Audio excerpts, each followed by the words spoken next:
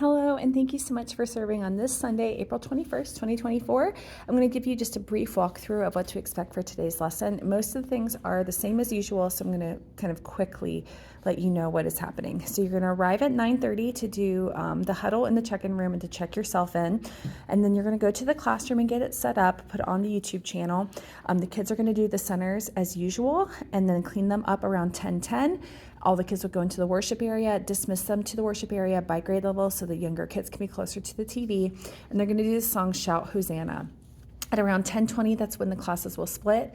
If you are in 3rd through 5th grade, you're going to take this yellow bag right here, which will have your lesson plans as well as the description of the activity.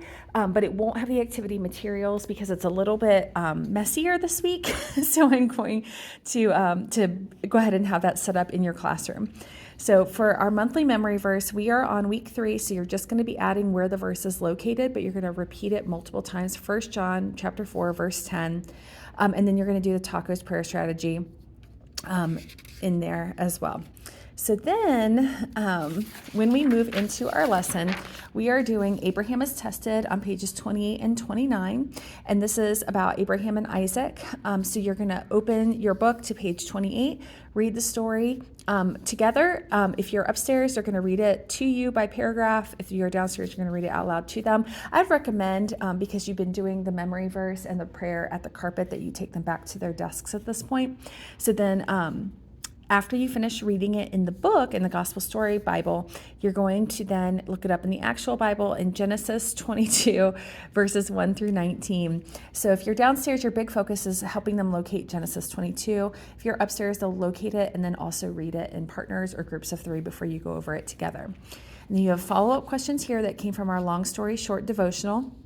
So you're going to read those together, and then you're going to move into your activities. So if you are downstairs, you have an Abraham is Tested craft, which I'm going to show you the example right here. This is the direction sheet. So it's really just a coloring and cutting activity, and they're going to glue cotton balls onto it. So they'll color it, cut it out, and then glue on the cotton balls. Make sure they write their name on the back of their RAM, so then that way, if they misplace it, we can get it back to them later. So downstairs is going to be doing this craft. If you were upstairs, you're going to do sand in the bottle activity. There is a script that will be attached to your lesson that you can follow.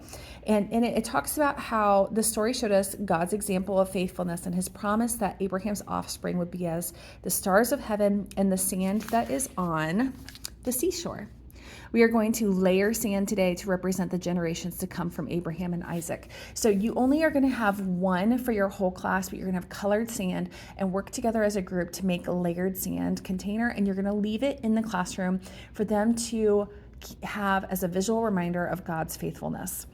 Etc. At 11:10, that is when 3rd through 5th graders will return back downstairs, and they will go into the worship area. The kindergarten through 2nd graders will meet them over there. They will watch a video together quietly during dismissal. Remember, we're trying to keep this time very calm so that kids can hear their names being called and can get back to their families safely and quickly. So that is it. That was a really quick one this week. So I thank you guys so much for serving. I'm excited to see you on Sunday. If you have any questions for me, please feel free to reach out anytime. You can call me, text me, or if you see me in person, I'm always happy to answer any questions you might have. And I will talk to you soon. Thank you. Have a great week.